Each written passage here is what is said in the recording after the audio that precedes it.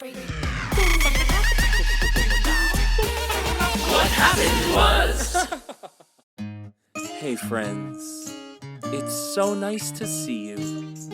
It's today, the time is now. You are here and the weather is outside your window. Today's guest has just returned to Broadway where she stars as Carlotta in The Phantom of the Opera. Please welcome Raquel Suarez Groen. Hi. Hi, how are you? Good. How are you? Great to see you. Good. It's nice to see you and to finally, meet you face to face, even though Here it's we are. medium. Yes. Console's meeting now. It's a new world. So It's a new world. This is just as much face to face as, in person. absolutely. So- We're hanging out. It's great. I know.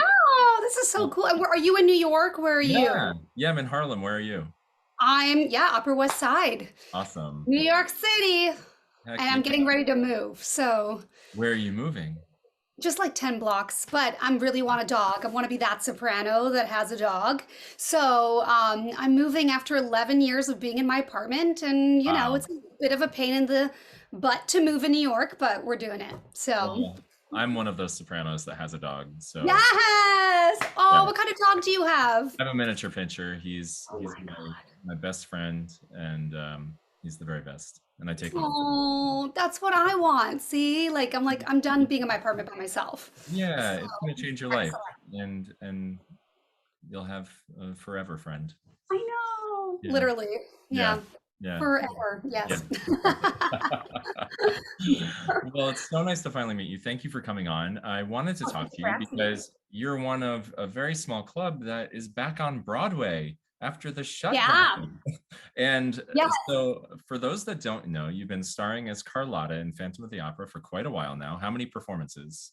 I've done close to 1,000. That's a lot. Yeah. Yes, that's a lot of the same thing. I know in opera, that's very unusual, right? Yeah, And in musical yeah. theater, it's when you do 8 shows a week, it adds up quick. It does. It really does. Yeah. I just did my first 8-show-a-week run in 10 years, and it was wild at a regional theater. Yeah. And it was I didn't know if I could do it anymore because I've been doing opera primarily, and it Yeah. was really, really fun because I've missed it, and I miss the spontaneity and the playfulness and Yeah. having a stage family. I know. Yeah, 'cause we It's so try, nice. but there's days off between, and you have very few performances, and in a sense that system makes it so we're really focused on ourselves, and I think we forget how to connect sometimes.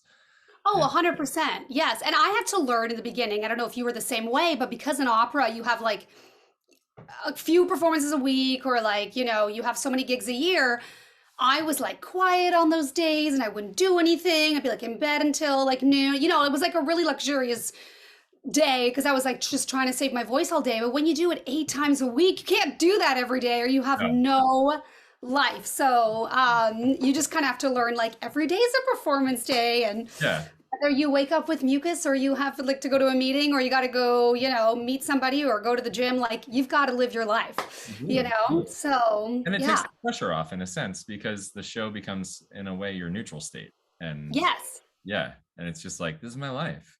Oh, Go- totally. I know what I'm doing here, and it does make you more of a complete artist, to Absolutely. not spend all day in silence, Absolutely. resting your voice. Yes. So what was it like for you when things were shut down? It was probably March 13th-ish or so. Yeah, so we were the last show on Broadway, and we were open for that matinee. And I remember coming in, and they said, we may shut down. This evening, we may not have a show because we always have 2 shows on Thursdays, but we never shut down. Even during 9/11, it shut down for 3 days. There's a giant snowstorm, we're still on, we're always on. And so I did the cadenza and I was singing and I had just been on stage for maybe 10 minutes. And they were yeah, at 5 o'clock, pack up your things. We're going to be shut down for a month, and I was a month, we never shut down. That's a long time. Yeah. So, yeah, I packed up all my snacks and my plants and all this stuff that was in there. Thank God, or I would have had some mice in there or something after a while. Yeah.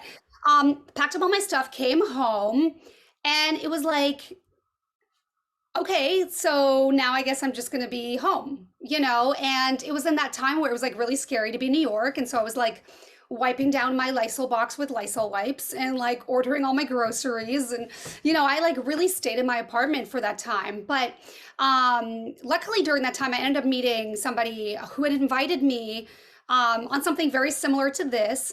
And she was a psychotherapist, and she was like, hey, like, we really want somebody to come on and just like bring some joy and blah, blah, blah, blah. And I thought, ugh, I don't want to do it. However, she knows I have nothing to do.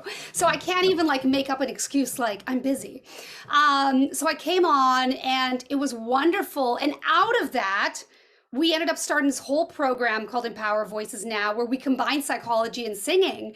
And so we train young singers, and they sing with like top Broadway people and conductors and, directors. But keeping that psychological aspect to it, which I think we sometimes forget about. So it was very hard, but at the same time, a huge blessing came out of it as well, to kind of create something that like wasn't really accessible before. Right. So yeah. That's And then I went wonderful. home to Canada for a year and it was wonderful. Wow, wow, wow. Yeah. And then you got that call to return to Broadway. Yes. Yeah. And the thing is, like, we were all like, ooh, are we going to open? Because we saw shows shut down, Right, like right. Beetlejuice decided to not return, and Mean Girls and Frozen, like big shows that were doing really well. And so it was kind of like, we were all kind of waiting to see, all right, like, is this going to happen or not? So finally, when they announced it, it was very exciting. It was very Yeah, exciting and scary at the same time because you're like, how are we going to come back to this? Like, are we going to have an audience? We're so used to tourism that it was just like, right. are we going to have anybody in the audience? But it's been packed. It's been totally packed. I love that. Yeah. I Yeah. have to admit, and I'm embarrassed to admit this because I've had a lot of time in New York and a lot of opportunity. I've never seen Never it. been, right? Oh, that's a very common story of New Yorkers. New Yorkers, I feel like, don't really go to see Phantom, and then yet, like, every tourist is like Phantom. So, I'm anyways, you'll going. have to come. No, Oh, yeah, I'm yeah, going. absolutely. Yeah. Yes. All right. I love Yes. seeing on your Instagram that the show had the first tech rehearsal since the 80s. Yeah, since 1988. Totally Wow. wild. And because Phantom is such a well-oiled machine, like, even when I was put into the show, it was like 2 weeks from beginning till I made my debut. Like, you just kind of get put into this machine. So I never had rehearsal time with like my other colleagues. Right. And so this was like so cool because we were all kind of starting, like from the beginning in a sense, and doing it together. So yeah, that tech rehearsal was actually like, it was amazing, Oh, I'm sure. And Yeah. what an amazing celebration. You had a block party with Andrew Lloyd Webber, Yes. DJ, and it was just so exciting to see. I wanted to be there desperately when I saw Oh, the media and just this wonderful party and this joyous occasion. Oh, Uh, and people were, once you come see it, you'll know, like, at the beginning of the show, I hold this like severed head, it's very like yeah. solemn. And usually I start and like nobody does anything, because they're just like waiting to hear the music. And there was like a standing ovation. I hadn't even sung anything yet, just with the head of like 2 minutes of people just like cheering that we were back, So it was like, that is cool, that's gonna be, Yeah. yeah. And what was the So reaction to the chandelier? Did people go nuts? Oh my God, people were losing it. Oh yeah, yeah. The chandelier comes over the audience, people were screaming, and I mean, it was amazing. So yeah. And I read that you saw this show for the first time in Vegas, right? Yes. So like what did you have any inkling of a dream at that moment that you might do this show someday? Yeah, well, it's funny, like, I think as opera singers, we're like taught that Phantom of the Opera is like, I mean, it's not an opera, it's a musical, but we're like, ooh, Phantom of the Opera, I think Um, it's yeah, but I mean, like, like kids are like opera people always like to make fun of it a little bit. right. And then, so my parents had bought tickets and I was like, oh my God, I'm going to conservatory. I'm like, way too like, frou for this. And then I went and I was like, oh my God, this is amazing, Yeah. And the costumes were amazing. And like the chandelier in that one, like broke up into multiple pieces and like flew through the audience. And the crazy part is that my costumes that I'm wearing now are from the Vegas production, Wow. like my specific costumes. So, yeah, when I saw that, I was like, okay, I don't know if I can admit this, but I like love the show. Yeah, no, You you can know? admit that. I mean, Yeah, we all have that experience with patrons and prospective opera goers and the opera curious, where you say, "What's your favorite opera?" and they say Phantom of the Opera. And there's yeah, two choices in that moment. You can either judge them, or yeah. you can say, "Oh, that's so awesome. I know. You should come to your local opera company and see La Boheme or whatever." Totally. Build that Yes. bridge. That's our Yeah. responsibility. You And know. I think it does allow for, like you said, a bridge. Like it Yeah. allows for more accessibility. You know, people feel like, oh, I've already experienced it, like, you know, in this like very Yeah. musical theater amplified way. But yeah, it gets people interested in classical music. Yeah. And it's a And great show. I mean, yeah. I mean, yeah. I'm biased, but it's a great, great show. Listen, as I said, I haven't seen it, but I know the score back and forth. Like I Yeah. know the show, and I Yeah. know for a fact it celebrates opera and lifts up the art form in a way that is very good for opera.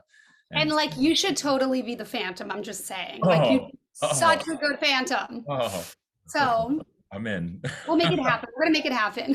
Okay. Okay. So I have to ask you one more thing. I noticed that you have a personal connection with Wuhan. You've sung there in Wuhan, Yeah. China.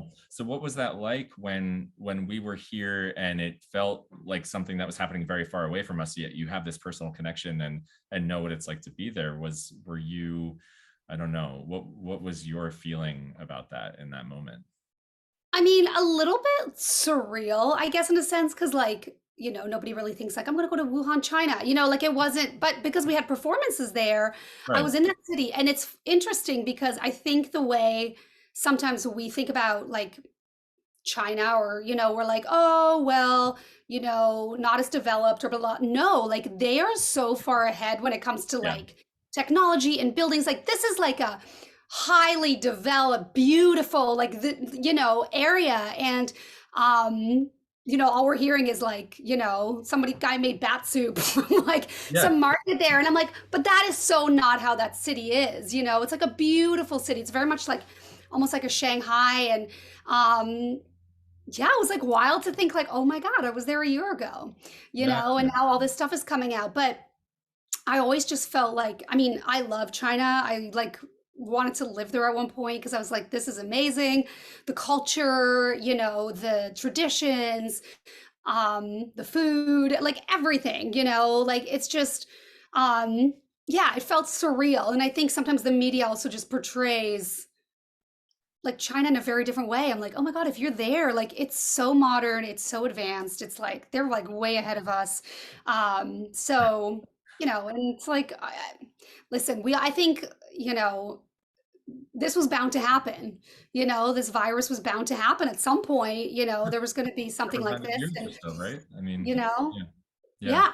yeah. Um, and unfortunately, like, I mean, yeah, I mean, what the saddest part is just all the lives that have been lost, you know, during this Absolutely. time. And that's why I feel like none of us can complain that we were like stuck in our homes. I'm like, hello, you know, like you are alive, you are healthy, you're here, and you know, thinking about people who went to the war, like that was bad, Yeah. you know. So although we all had our own struggles with it, and I don't deny that in any way or you know minimalize that, it's like we still have so much to be grateful for, Yeah, you absolutely. know? Yeah. And something to be so incredibly grateful for now after such loss of work is Yeah. returning to the Oh, stage. And yeah, it's so great to see. And yeah, I hope we can just safely move forward and keep on keeping on and yeah. sharing live experiences together. It's so incredible. And you were like almost like forget when you're doing it. Like I don't know if you felt this way, but like it becomes such a normal part of your life Yeah. that you forget like, you know, what an impact it has on people, Oh yeah. you know, and on yourself, you know, like you really just you almost take it like for granted and then gets taken away from you and you're like, wow, Wow. you know, how lucky that we can do this as a Yeah. profession.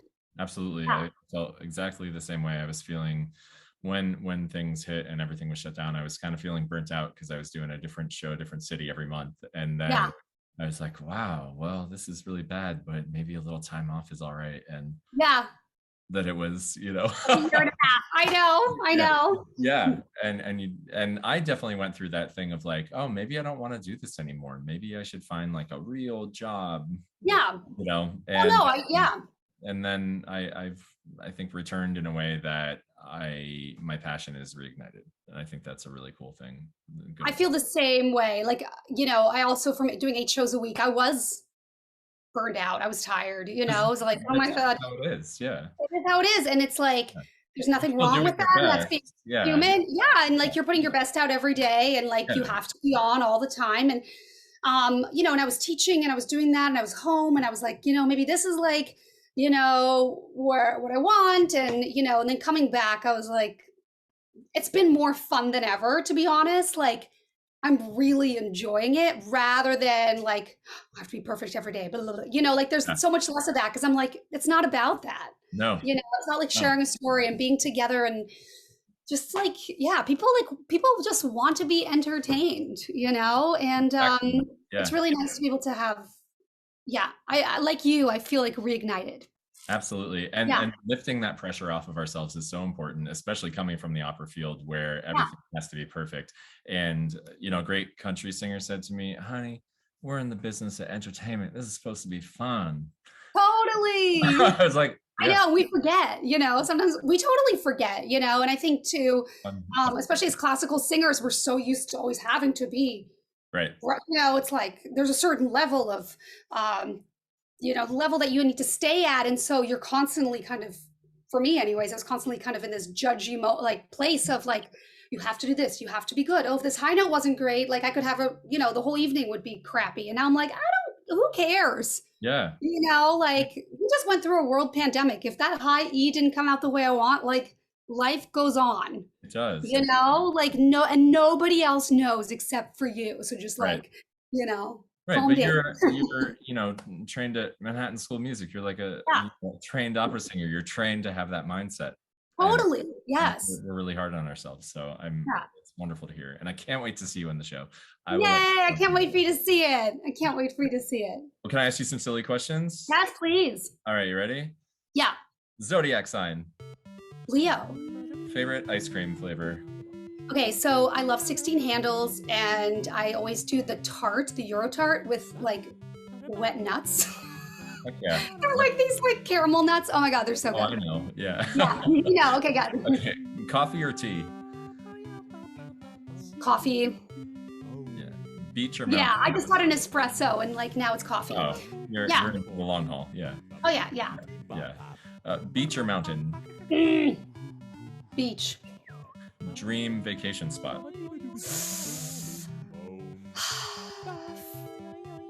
I really want to go to Greece. I've always wanted to go to Greece. Yeah. It's rainy. Yeah. You can spend a weekend away with any 3 people who have ever lived. Oh. Wow, that's such a hard one. That I've ever lived. Like famous, or can they like be anyone? Anybody. Yeah. Oh. This sounds like so cheesy, but it would totally be like my parents. And who else would it be? It's like very difficult. I would go with my parents, and I would take my new dog. That's gonna be in my life. That. Dogs are the best. When you're never home, like like I'm home like once a year. I'm like, if I can be with people I want to be with, it's my family. Because like they're in Canada, they're so far away. Yeah. What was the first opera you ever saw? Madame Butterfly. Wow. It was a hefty one. Yeah. Wow. Were you? My dad fell asleep. Oh yeah. He was like loud. Yeah. What's your favorite opera? Traviata. Yeah. And that's a dream role of yours as well. Oh yeah, absolutely. Yeah. Okay, here's a tough one. You can go back in time to any moment in your life and tell your younger self in that moment one thing. I would go back to my time when I was in grad school at Manhattan School of Music and just say, girl, it's all gonna work out. It's all gonna work out. Yes, absolutely. Yeah. I was so worried, getting into that opera theater. And now I'm like, it doesn't matter, like what's meant for you is meant for you. So yes. Yep, absolutely. And finally, a big one. What is the meaning of life? For me, the meaning of life is to love and to connect with people. And I think that's what like the pandemic has showed really, you know, I used to be so just almost obsessive about my work and being like perfect that I feel like I missed out on just like life, you know, like it was like, that's not as important as your family, your friends, having love in your life, being connected.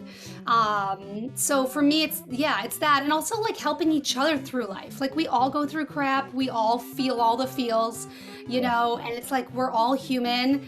Nobody's perfect. And it's like, let's all just do this thing together. And that's love. Yeah. And that is love. Yeah. And connect. Yeah. And connecting. Yeah. Absolutely. Well, thanks for coming on. I've loved connecting with you today. Thank you. I've loved connecting with you too. It's been so fun to talk. I feel like I could talk to you for like hours. So, you know, we have like a really long show. Well, thank you so much and have a wonderful show tonight. Thank you so much. That's all for today's episode. Puppies and rainbows till we meet again.